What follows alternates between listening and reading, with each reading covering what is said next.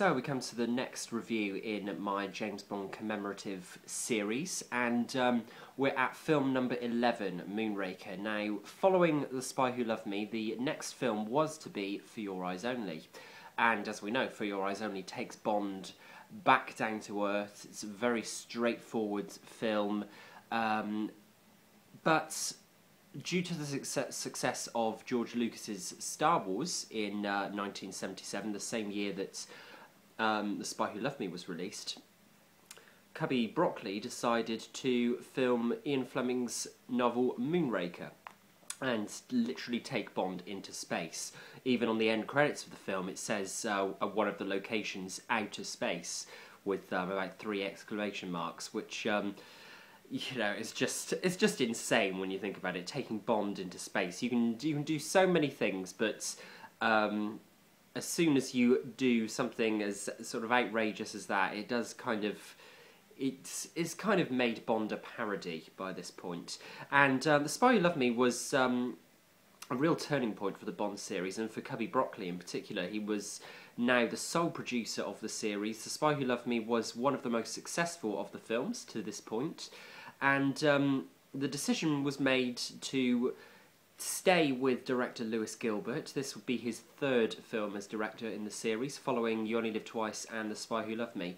And it's very interesting to note that he has worked on films with 3 of the biggest sets. So the space set in Moonraker, the supertanker in The Spy Who Loved Me on Pinewood Studios, and of course the volcano set in You Only Live Twice. So big action sequences for the 3 films that Lewis Gilbert directed.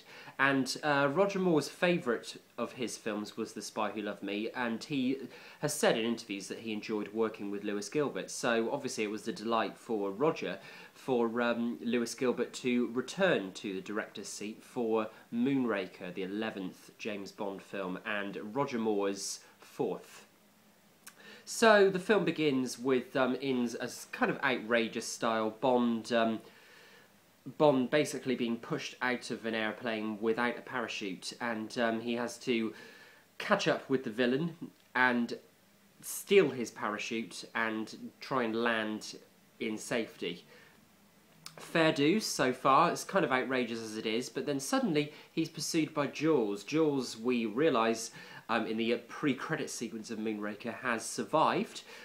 He swam away at the end of The Spy Who Loved Me with the producer's obvious intention to possibly bring the character back, and they did, to the delight of fans who enjoyed Jules in The Spy Who Loved Me. He is back in Moonraker. Richard Kiel is a great villain, actually. Sadly, they do make Jules a little ridiculous in Moonraker, but he had that menacing quality in The Spy Who Loved Me. Here, at the beginning of Moonraker, he is free-falling as well, trying to catch up with Bond and trying to steal the parachute that Bond has stolen. So, yeah, it's a bit of a action triangle thing going on. And Jake Lombard was one of the stuntmen who's worked on a number of the Bond films.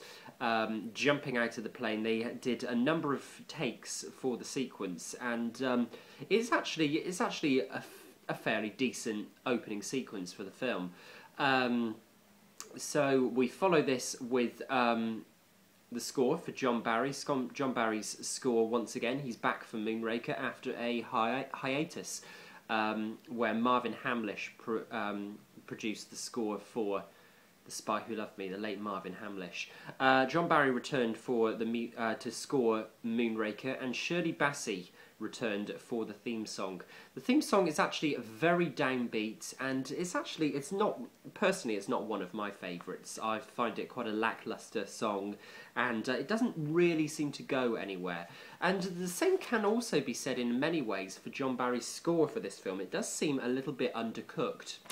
Whether that was the intention or not, after Marvin Hamlish's kind of very disco-y feel for The Spy Who Loved Me, I don't know. But it is very restrained, the score for Moonraker. There are some great sequences where Bond gets to Rio.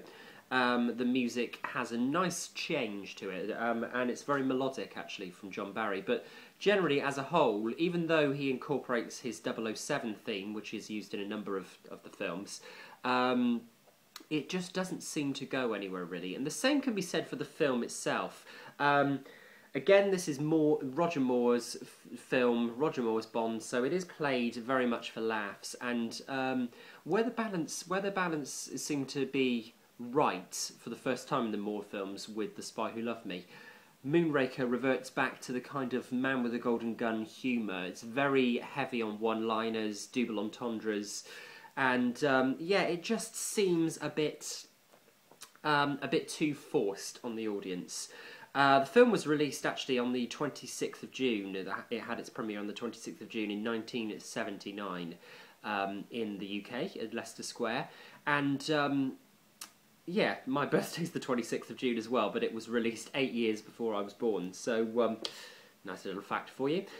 So, the stunt work throughout the film is excellent. There are some good action sequences, but generally, the film, again, it's one of the Bond films where the individual scenes, are better than the film as a whole.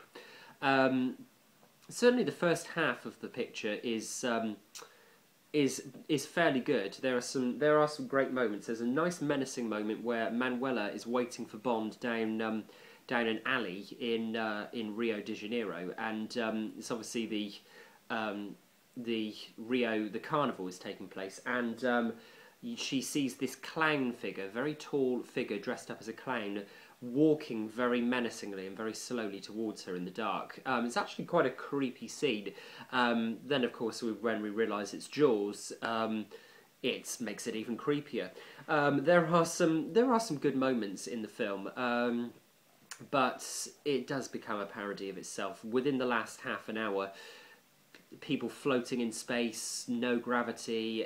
I mean, seeing Bond in a spacesuit is not really what you want.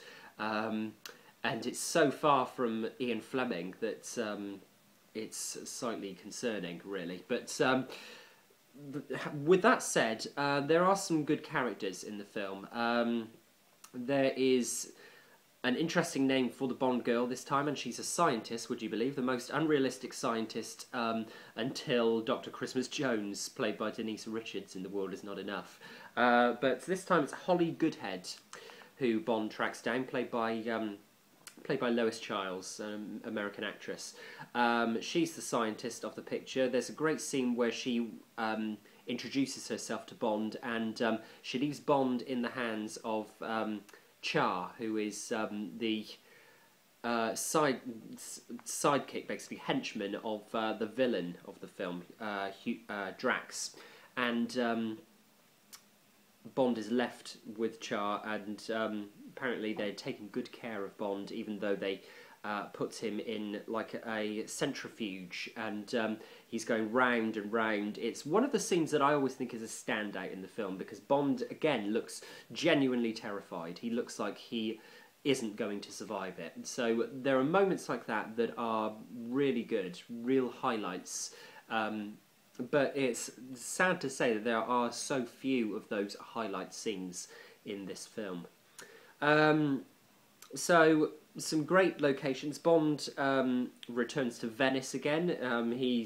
But again, the scene is played for laughs. He takes a gondola and he basically drives it through St. Mark's Square in Venice, which is just outrageous, really. Double takes from pigeons as well. I mean, it is a joke, really. It's played very much for laughs, and it's the first time that Bond's come back to Venice since From Russia with Love in Moonraker, and of course Bond will return to Venice in the later film Casino Royale.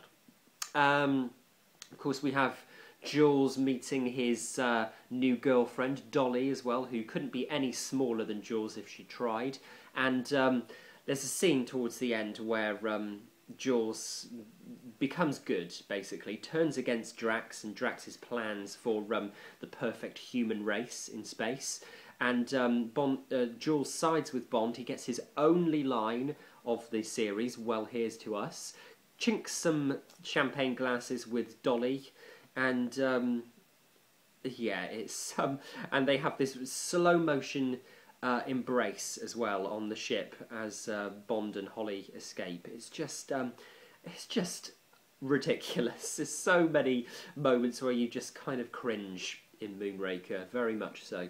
But it was the most successful James Bond at the box office at the time, and it was only until GoldenEye that changed. Pierce Brosnan's emergence as James Bond in the 1990s, in 1995, signalled the end of the huge success of Moonraker. But Moonraker did hugely well at the box office when it was released in 1979. But thankfully, the producers decided to return to a little bit more to Bond's roots and bring Bond back literally down to earth for Your Eyes Only, with a brand new director and the possibility of a new Bond, although in fact we know that Roger Moore returned to the role of James Bond, and whilst Roger Moore is perfectly fine in each of his James Bonds, he doesn't really have a bad performance, and the same can be said for Moonraker. He seems to be enjoying himself. It's a good romp, but all in all, it's I think it is a little too much of a parody of what Bond used to be. So for that reason, I don't rate Moonraker as highly as the others. I think I would probably give Moonraker at best 6 out of 10, I think. But thankfully, For Your Eyes Only was just around the corner. So that's my review of Moonraker. Short and concise. And please let me know your thoughts. You can head over to my Film Fanatic blog. And please leave any comments here on the video, and James Bond will return in For Your Eyes Only.